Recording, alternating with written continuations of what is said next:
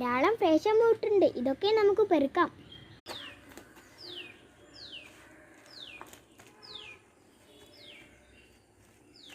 ഇത് വെച്ച് നമുക്ക് സ്ക്വാഷ് ഉണ്ടാക്കാം.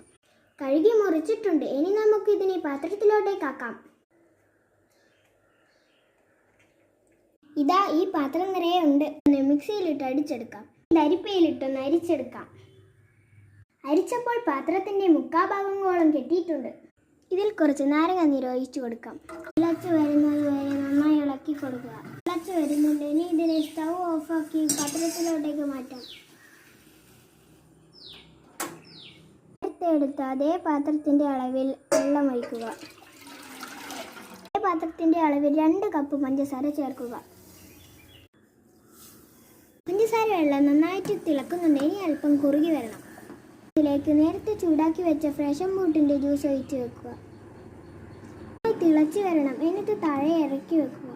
സ്ക്വാഷ് നന്നായി തണുത്തിട്ടുണ്ട്. ഇനി നമുക്ക് അത് അരിച്ചെടുക്കാം.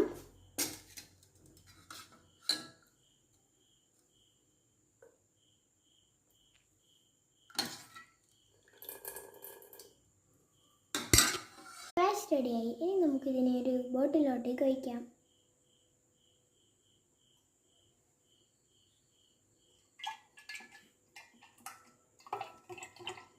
ഇതിന് ഫ്രിഡ്ജിൽ സൂക്ഷിക്കാം. 1 വർഷം വരെ കേടാവാതെ ഇരിക്കും.